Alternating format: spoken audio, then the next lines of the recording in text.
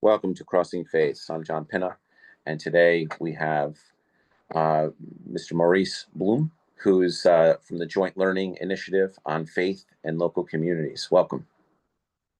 Yeah, happy to be here, John. Looking I forward to our conversation. Yeah, I mean, we reached out because it's such an interesting concept. The is it what's the initials? The acronym is J JLI, yeah. JLI. So JLI is when you talk about the Learning Initiative on Faith and Communities and the idea that you look at data and information to sort of dictate or as an overlay to look at religious freedom and religious persecution and vulnerable populations. We reached out to you to make sure to because this is such an interesting space, and you're not just a domestic, meaning in the United States, you're a global organization. But Mm. maybe you could talk a little bit about your mission and vision and how you're different than other NGOs operating in this space. Yeah, no, I'd love to. I'm still the interim president CEO. It started at the end of 2023, where I thought, I would help JLI out for 3 months, and now we are in April 2025. I'm still around. But JLI is this global community of a learning community of researchers, local practitioners, faith actors, committed to co-creating evidence that is just, inclusive, and transformative. Um, so, and for me, it's really, something that is extremely relevant. What I'm passionate about, John, is the fact that we need to make our world more just and sustainable. And then, as an example, I always talk about the Sustainable Development Goals, which is not a perfect framework, but it is a framework that we, discussed about as a world. But we are behind in reaching those 17 Sustainable Development Goals that we identified. And one of the reasons why that is that when you look at process and structures changes that are necessary to make this world more just and sustainable, what we have forgotten is pay attention also to the ability, skills, and knowledge that you need. So, and that is the inner development. And I think faith-based organizations are really positioned well to address that if they are really focusing what they should be about, then it's something that they bring with them naturally. And for faith-based organizations, their staff don't come to work only to work, but they want to be able to bring their whole selves to that. So, what at JLI, what we hope to do is reimagining what faith in development can look like, and we take equity really seriously. It's just not a value, but it is a practice. So, and that meant that letting go of maybe not necessarily outdated, but more top-down models to uh, to let them go and to really take traditional or local wisdom also seriously, and listen and be aware of language, etc. So, and when you're working on that, John, what I came up with is the Ducky, and so I'm showing you that now because whenever I wake up, I look at my site, and then there is the Ducky to remind me that many of us, if not all, we need to put the Ducky down, and it goes back to Sesame Street, where I don't know if you remember the scene of Ernie when he wants to learn how to play the saxophone, and every time he plays the saxophone, you hear a shrieky sound. So his band members are saying to him, Ernie, if you really want to learn how to play the saxophone, you need to put the Ducky down. So so we need to let go of old beliefs, habits, or even control, so that we can really grow, listen, and collaborate. And I can give you the the latest news around around the Ducky is because yesterday I was at an event at the UN where faith actors were discussing how they could continue to work together in this space that is getting more and more difficult. And when I was thinking about the Ducky, it for me, it boils down into, well, I like mnemonics. So, the D is about definition, the D of Ducky. So, shared language, translation. Very often we talk with each other. We think we are discussing about the same thing, but we are not. So, it's really important to go back to, and maybe we can talk about it later. Then you have the U of Ducky, and that's urgency. There is an urgency going on in this world because there are so many, millions of people that don't have access to food, etc. But it's not only humanity; it's also our planet that's downgrading. So there is an urgency. Then the C of connection.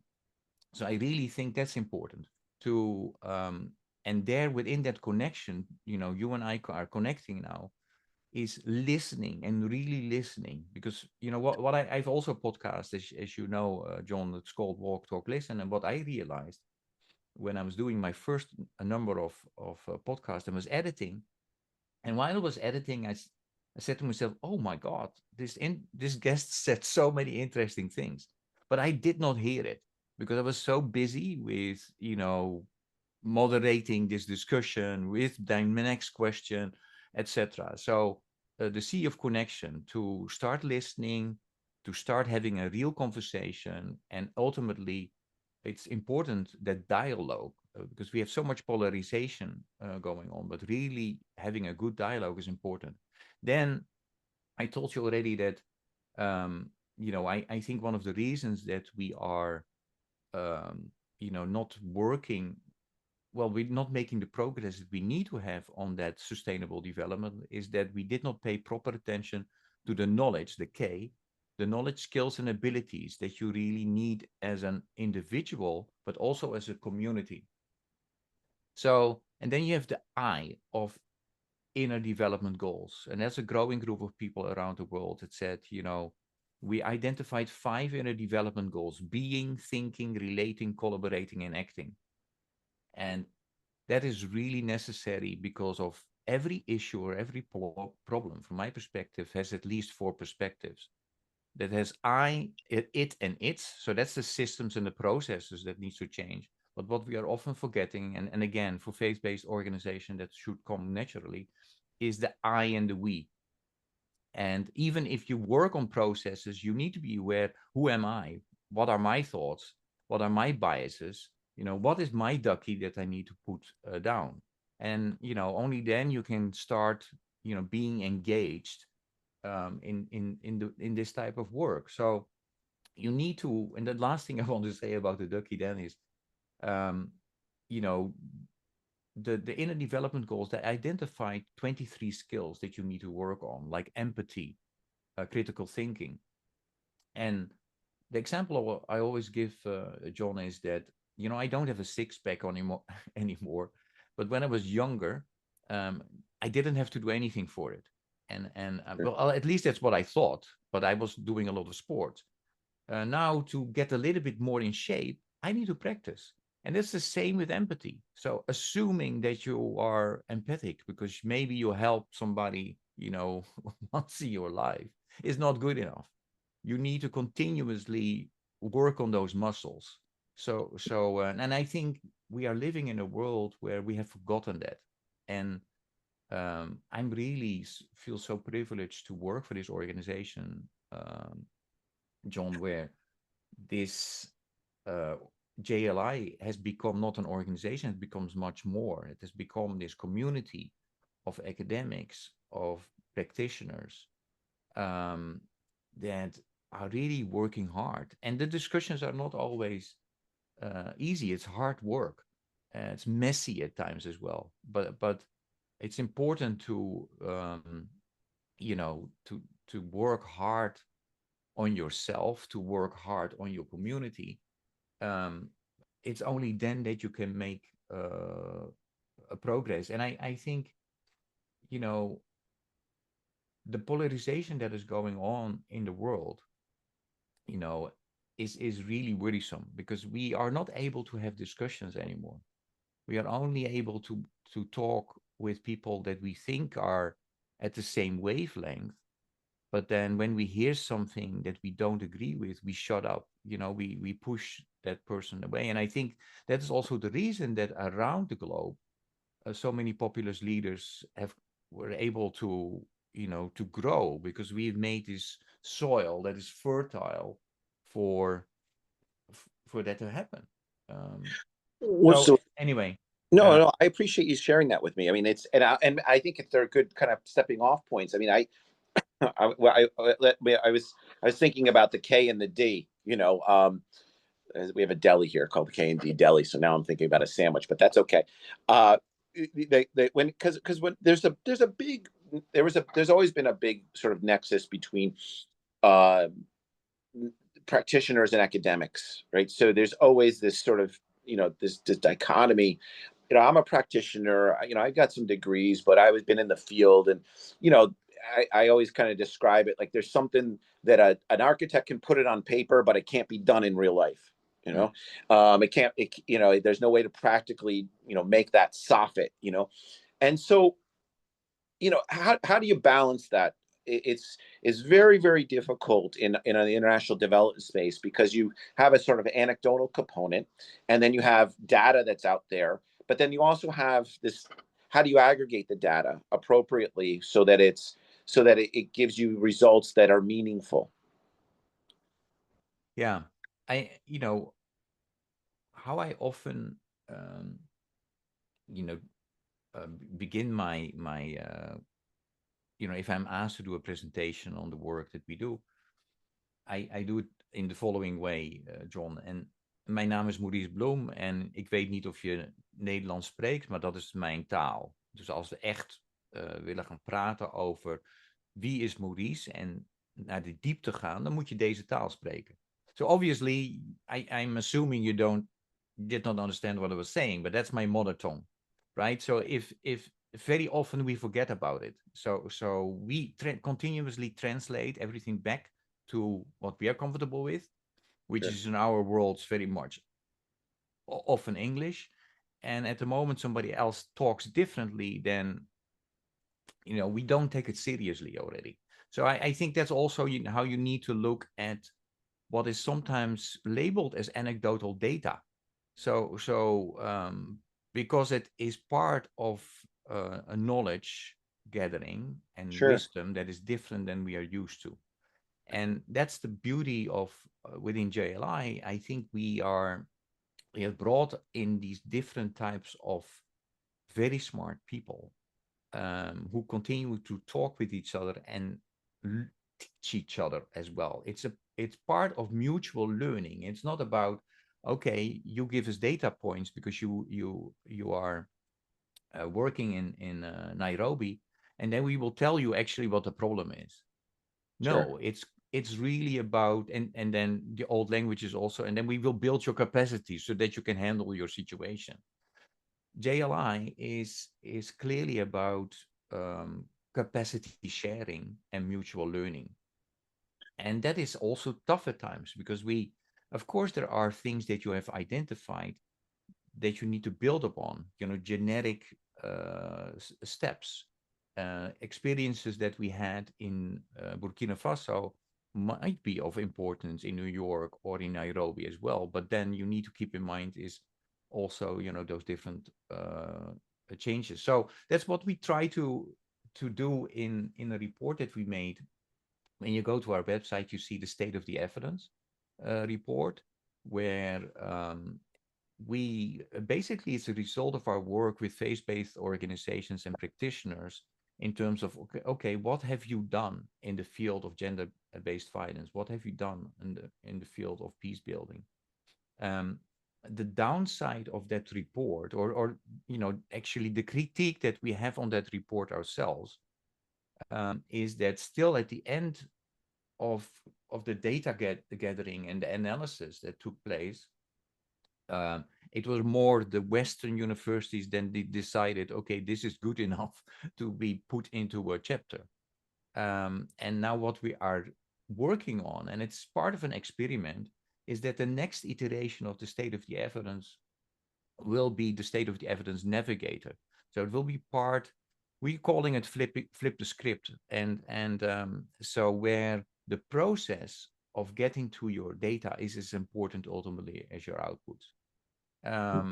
So, and it's really exciting. We started our first uh, discussion around it, and it means, John, that the ultimate output might not be a written chapter. The Right. ultimate output might be, a play or a song, which, in a way is ridiculous. But the experience that I've had myself around this, I used to work and live in Bangladesh with my family, and I worked for a local NGO. Anyway, we had HIV/AIDS prevention program, and we worked with sex workers, and anyway, it was really a successful project. It's considered to be a UNH best practice project, and so, but one of the components was that we realized that we would all try to put all the burden on the women that already had a tough life. So nobody was talking with the so-called clients. Huh. And so we did a participatory research with the women about their clients and how we could come up with interventions for clients. And so the results of that participatory research that we did with them, we I'm talking about the final product, but the results they shared through drama and theater, where they were showing to everybody, how they negotiated and what type of problems they had if they were insisting on the use of condoms, for example, or if they, would be beaten by a client, and how they would solve that with police, or not, were not able to solve that. Well, we from the project, we came up with the numbers around the graphs on the decrease of sexual transmitted diseases as a result of increased condom use, knowledge, etc., etc.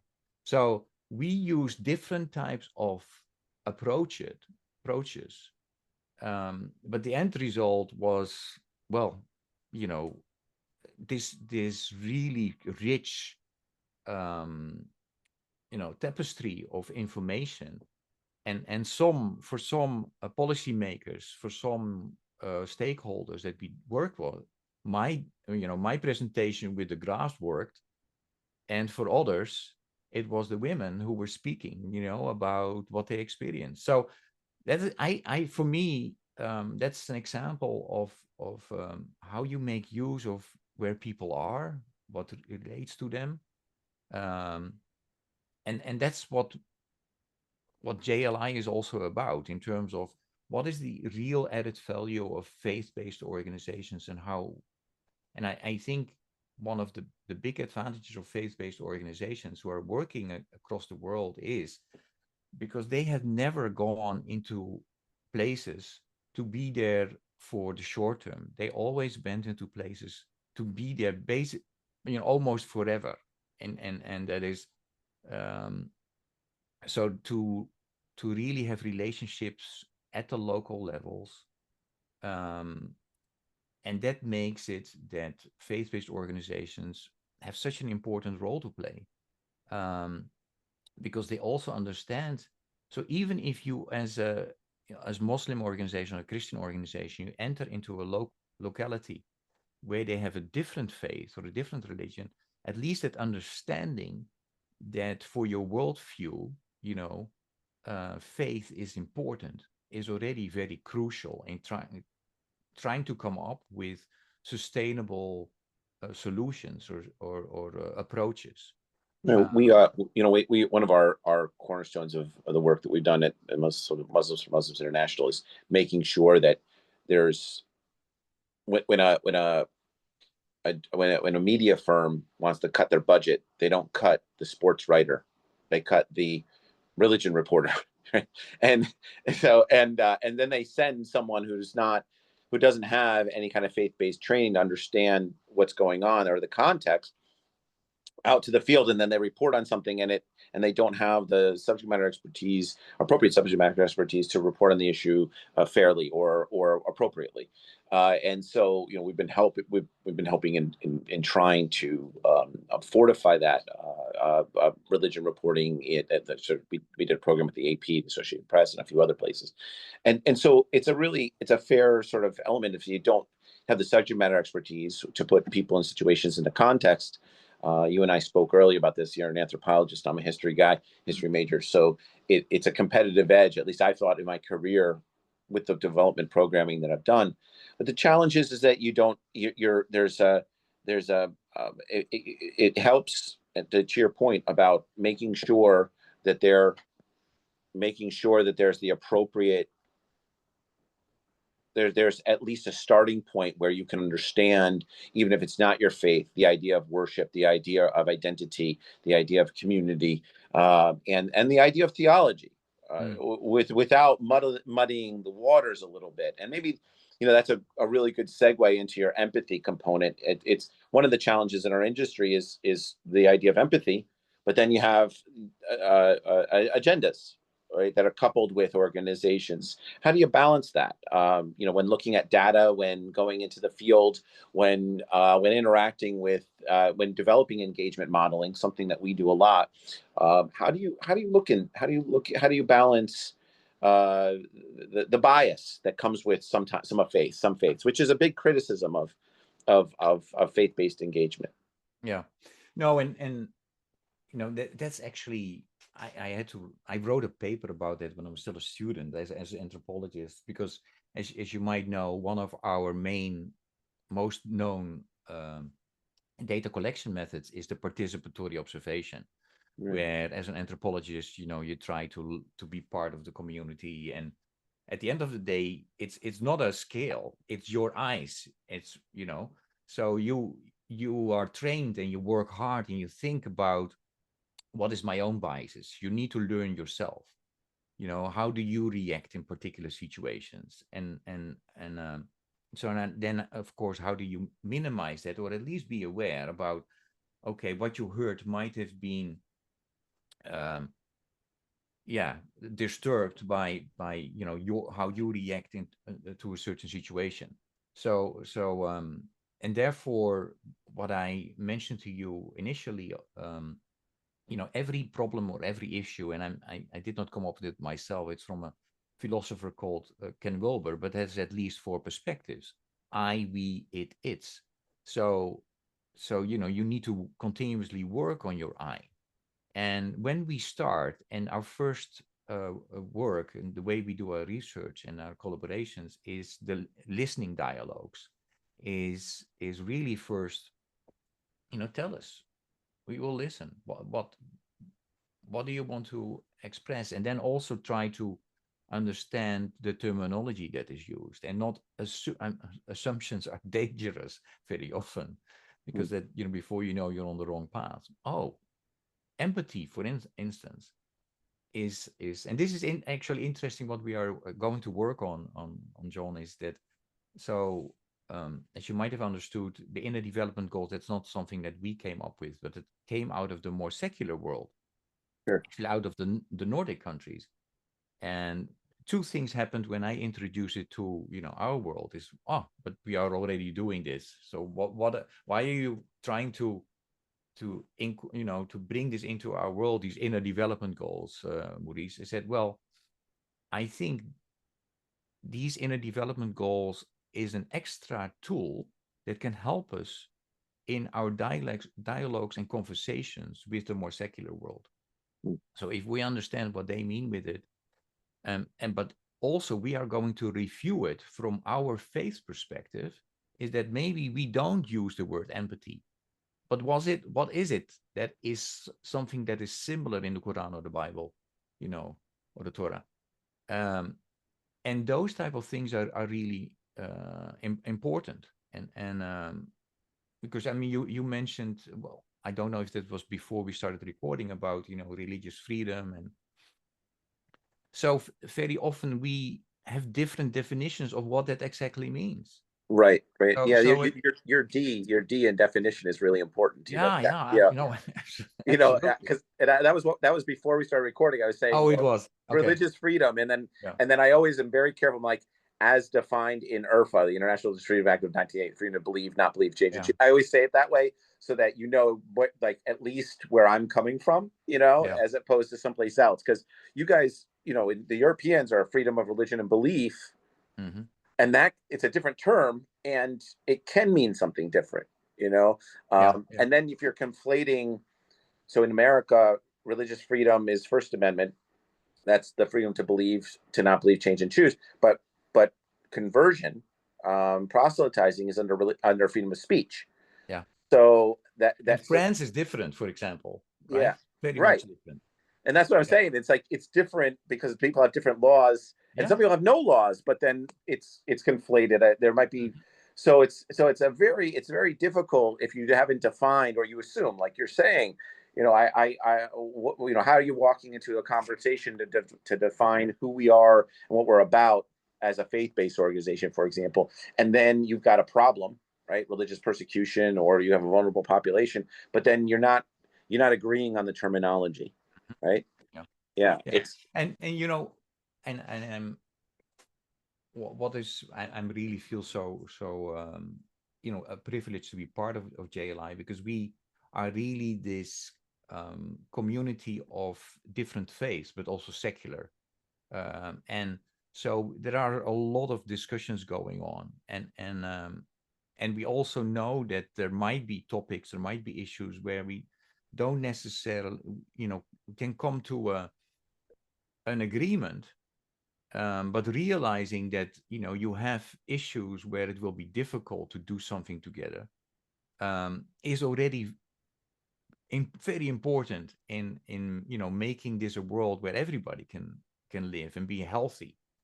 And so um yeah, so I mean, that's for me really fascinating how that has gone. You sent me a question about before about how do you make your organization sustainable, something around that, right? right, And I was thinking, what I realized is actually JLI is not an organization. And because I had a lot of discussions about people, what is JLI for you, etc. And I mentioned this word already before, but I really think it's a community. It is an organism, and and that's really great. So I compared it with an octopus, and so the arms of the octopus, they are independent. They yeah, can do, they do their stuff. And in JLI also, we have different hubs around the world in different regions, and some hubs are focusing on certain themes, and others are more focusing on regions and local issues. But we have something in common, and that is, we are looking for data and evidence that will help to strengthen, our interventions and our understanding. And um, you know, the realization that we are not just an organization, but a community, and this living organism um, is was so it's so interesting. I don't know if I'm right. This will be 10 years from now to see if I'm right. But um, it means that money, your budget to run your organization is just one aspect of it. So it's much more than that. It's when they you probably familiar with the terminology around, if you look for board members for your organization, you're looking for the 3 T's, right? Time, can you spend time, your talent, and your treasure? right. Identified the 3 M's, and they are moment, mastery, and movement. And why is that different than the 3 T's? Because it also addresses some of the intangible, the things that you cannot really capture as an output. It's about relationship. It is about having a moment with each other, and that could have short or longer term effects. So Yeah, it's momentum is essential. Maintaining a momentum is one of the key Yeah. elements that I always say within my staff. And I go, once it's gone, once you lose momentum, it's very hard to keep it going, to get it back. Yeah.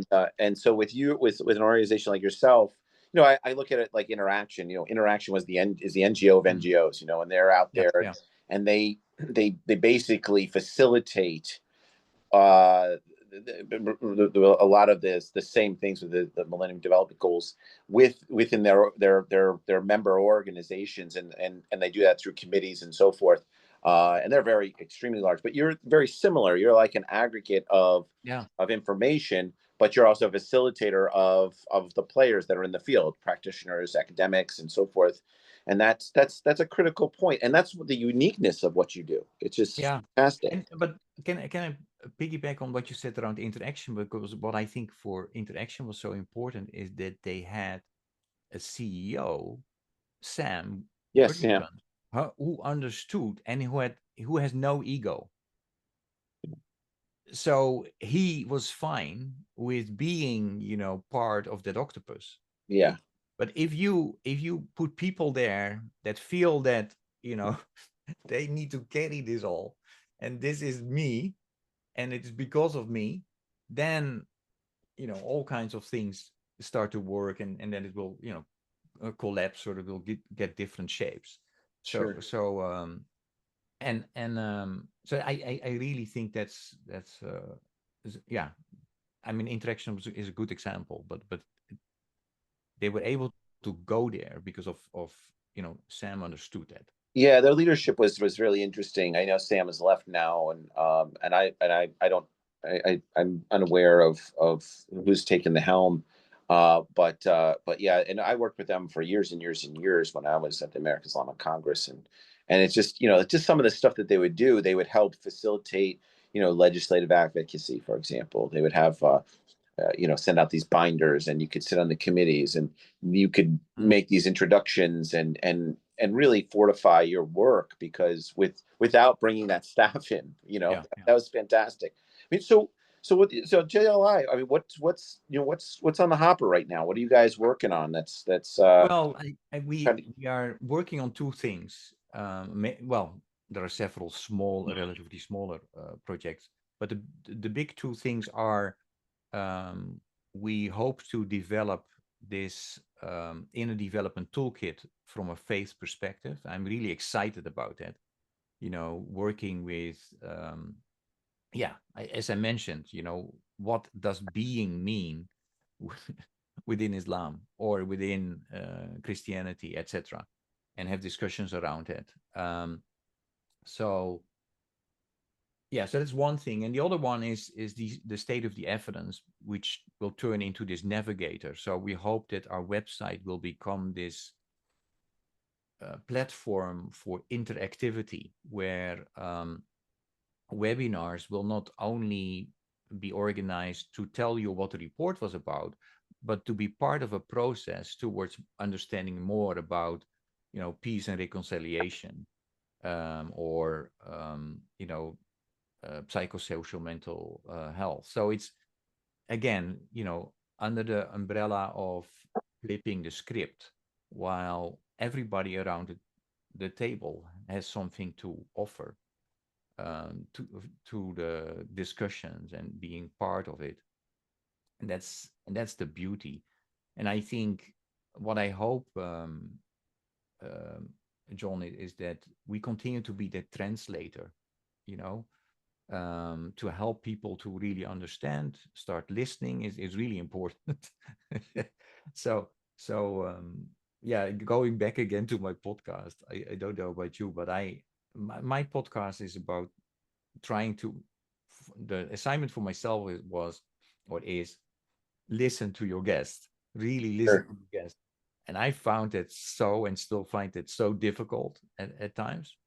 But if I manage to do it, then I get the best reactions on the podcast. Sure. And that's for me, an important learning is we are so quickly.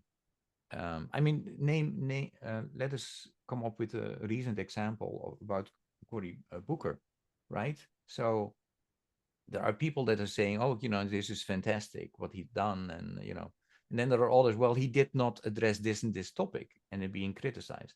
So for me, it's about, let us try to focus on where we can then build on, anything that he done and said, to move forward, and to acknowledge that we all should be learners forever.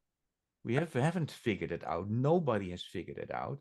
So let us provide each other with the benefit of the doubt, and search for that opportunity to then start a conversation. Again, Ken Wilber said, nobody can be wrong 100% of the time. Everybody's perspective is true, albeit partial. So that means even your worst enemy, there should be something. And I know it's darn difficult. I can come up with a list of people where, but I think we have to. We owe it to ourselves, and we owe it to our children. Yeah. And but there is an urgency to it, the you within the Ducky. I mean, we have been thinking until now, I mean, the majority of us humans, only about humanity. And again, there, the role of faith and faith organizations and faith actors is, we should take care of all life, and that's for sure about the planet as well, and the animals. So I I mean, think that is really crucial. The Earth, yeah.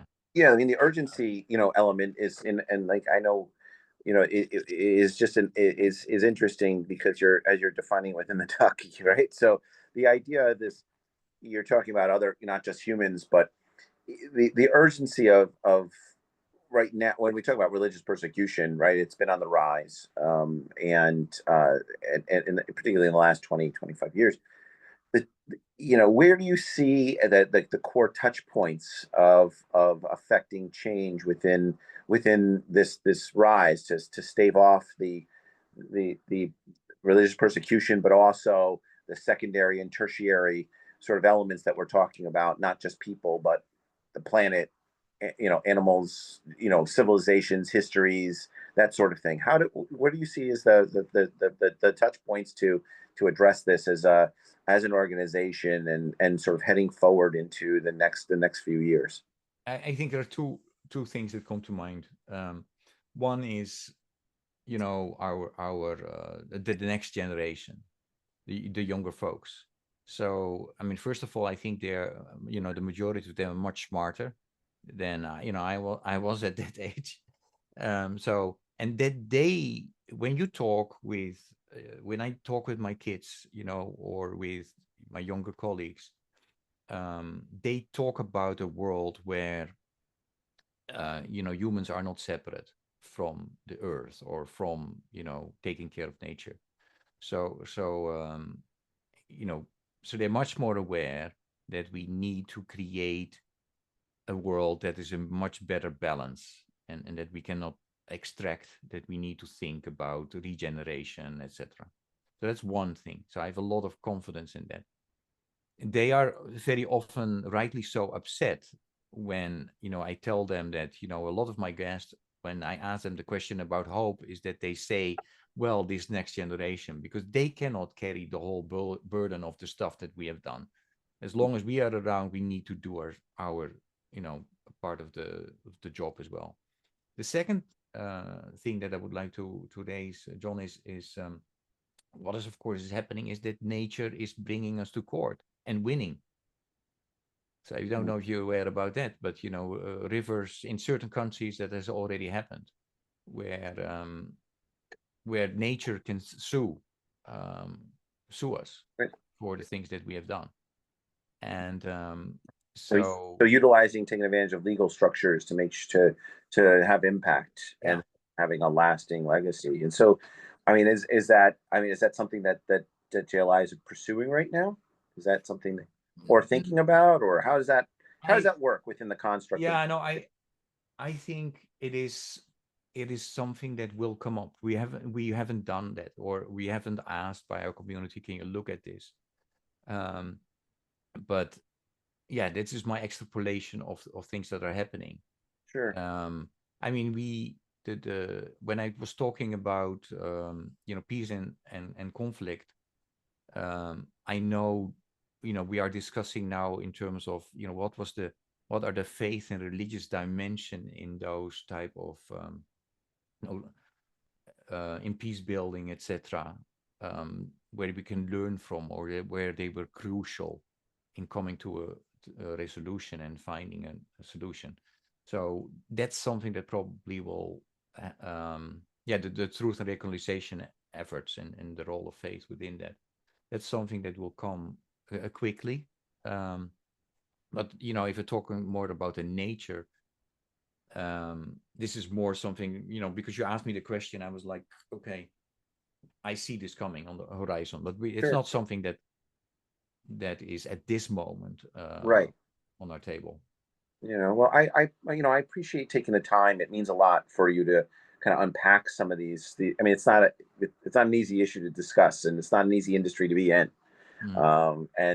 And so I feel, very fortunate that you took the time today to make sure that we kind of address some of these issues that our listeners are asking. They're asking about, who's talking about data, who's operating outside of the or attempting who is and who is attempting to operate outside of the Western construct, meaning aggregating contextualized information from individuals.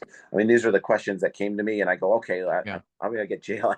And then talking about some of the things that sort of anchor you philosophically, the Ducky, right? And then you're talking about the T's, and we're talking. These are really helpful elements that I think a lot of our listenership that's out there, particularly internationally and in rural areas, helps them to kind of like think about how to tackle issues and really unpack a way of thinking that allows individuals and organizations to step into the space confidently and know where to go. Providing access to Yeah. like organizations like yourself is important. No, thank you for inviting me or allowing me to share about JLI and some of the thoughts that we have, and me as an individual. What the last thing that I would like to mention to you, John, is, Sure. because that also came yesterday, in terms of very often um, in the space where the so-called faith actors are speaking, right? But faith actors that are more maybe on the same corner, they talk about others as if they are aliens, Sure. while the people that have voted for another type of person than you did, I'm talking about all faith, they are in your mosque, they are in your church, so they can't be the devil, I guess. Right. So that means you can speak with them. And I really think that the world that we are in, we can't, although there are urgent issues that we need to solve it, but it will be a marathon. And this marathon we can only run, I think, in going back into our own communities and talk with that neighbor that you did not talk with because you realized he had another type of banner in front of his garden, and so Yeah. you try to avoid him. And I really think that's where ultimately, we need to find the solutions, is talk with our neighbors again and try to understand, and you will identify issues that you can work together, and that will be of such big importance in creating a world that is just and sustainable again. It might be, some people might say, I am Maurice, you are a dreamer, um, and you're not the only one. So I really, I really believe that I see it happening, in our community in JLI, where we continuously are able to expand our community, and different religions are being part of it, and some are more evangelical than others. Yeah. And yes, there are, as I said, there are certain topics that are tough. Um, but we are having tough discussions, and we are doing very important collaborative work. So that can be an example for many of us, is and really talk with your neighbor, and yeah, work on it. It's hard work. So It's not easy to look within your own communities. We 80% of Muslims for Muslims International is intra-faith engagement, mm, because the multi-faith space is very healthy. It's fun. You're so and so's favorite, so they love to bring you in on conversations. mm, And so, but the hard part is looking inwardly, and the intra-faith component. There's some hard conversations. mhm, You mentioned before the podcast. We share a common friend, Anwar Khan, who's Islamic Relief.